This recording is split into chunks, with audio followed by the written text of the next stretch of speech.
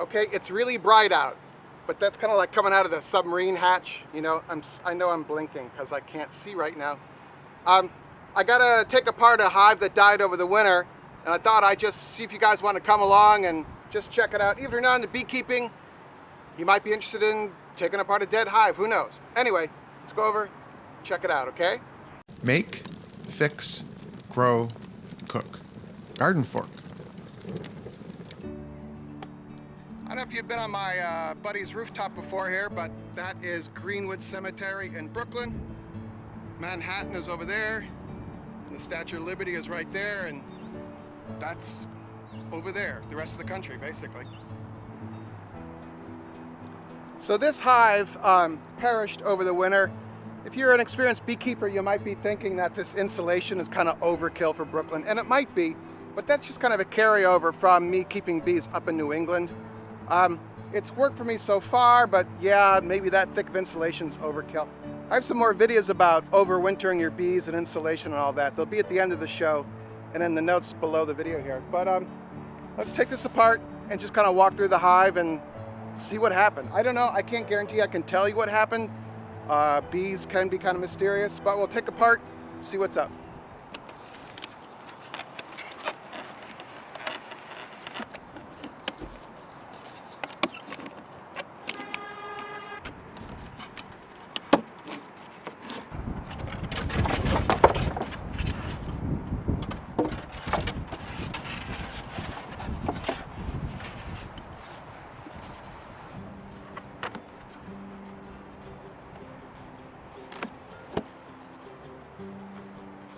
So this is our part of our winter prep, I guess. Dry sugar with a piece of paper underneath it. It's called sometimes called mountain camp dry sugar feeding. With the insulated inner covers that I built, you could just use a piece of blue insulation. You don't have to build the cover. Just put a spacer here. Again, more information about that below. But this dry sugar is untouched, so I can reuse it. But this is a sure sign that something went wrong. How's that for deep? Usually by this time of year, the bees, this is March, the bees have kind of started to eat into this sugar. Sometimes they ignore the honey stores and just come right up here and eat the sugar. Why? I don't know. But this has done me well. You know what I mean? This has worked well for me to reduce moisture condensation and provide an emergency food source. So I'm going to lift this off carefully if I can do that.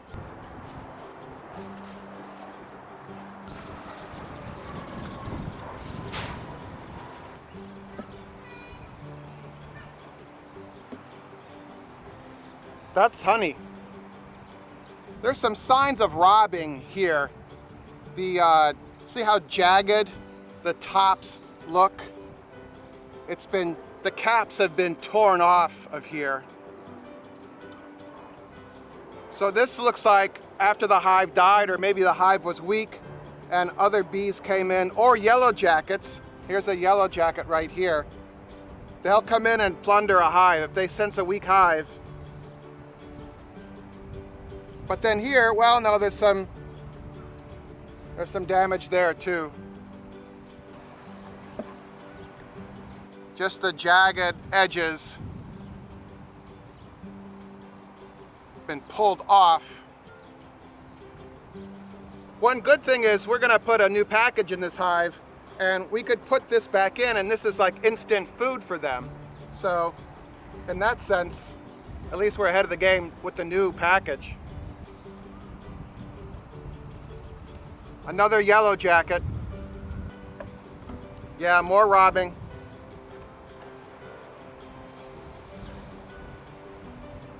That's a good example of robbing there. Just the whole thing has been popped, the caps have been popped, the honeycomb caps covering the honey have been popped off, chewed off basically. So you can see here more, that's a dead yellow jacket, a couple dead bees.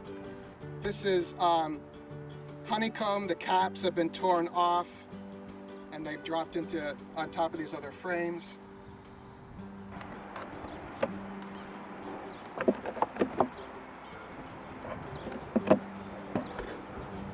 More robbing here.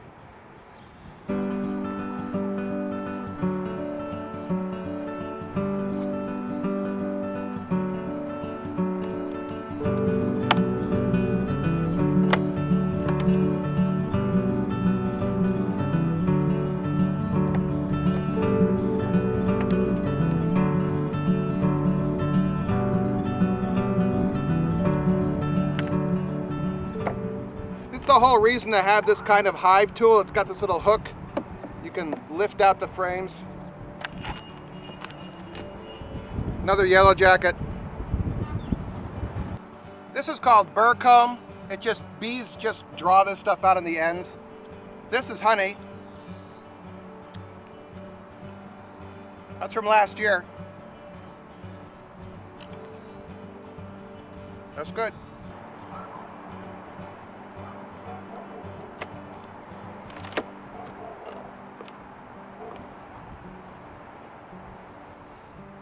This one has quite a bit of weight to it, so there's still a ton of honey in this, so it wasn't a starvation thing. I mean, it could be that it was too cold for them to move away from the cluster to get to the other honey stores. I don't know. These are called queen cups. That does not mean that they lost their queen. Sometimes bees will just start, they will draw out the beginnings of queen cells, and they just leave them there. So this isn't like a giant red flag that they lost their queen, but they could have. I mean, I am just the amateur beekeeper guy, you know? Just kind of walking you through this thing. When you're cleaning up a hive, you want to take this kind of thing and cut it off of there. By the way, I'm running wood frames with a black plastic foundation. You may run otherwise. It's really up to you. I've seen some really bad plastic foundations, so I'll link in the show notes to the kind of foundation that I found that works really well. I've seen some that the bees just don't want to draw on it. Interesting that this frame, honey, over here, nothing. A lot of burr comb. That just happens in hives a lot. A lot of times your end frame will just be empty. This is the black plastic foundation on a wooden frame.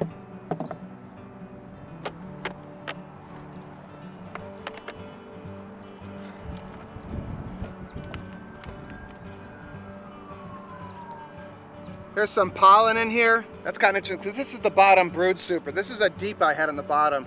This is kind of a big hive. What we're not seeing in any of this are any bees. We're not seeing a dead cluster in here. There's actually some water in the bottom of this hive. There's a couple of dead bees at the bottom here, but not a lot. There's a lot of yellow jackets, and that does not bode well. And then right here, there's a bunch of dead bees, and it looks like they're missing pieces, so there may have been a fight. Not a good thing.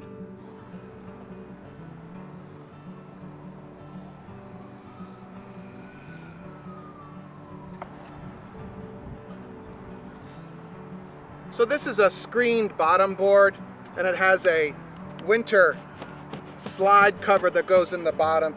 And there's some water in here. That could have got in a couple of ways. I don't think that was the reason that the bees died. The thing is, there just aren't any bees in here that suggest that they died of starvation. It suggests to me that they left in the late fall. They just died out. I would love to get your thoughts on this because you guys know more than I do. I'm just the amateur guy trying to learn as I go here. So what do you all think? Let me know. Well, in the comments, that's right. I forgot that part. And if you want to join me in my journey, there's a bunch of other beekeeping videos. They should be floating here somewhere. So I don't know. I'm kind of stumped here, but I would love to hear from you guys. All right. I'm always learning, and I learn from you. So make it a great day. I'll see you.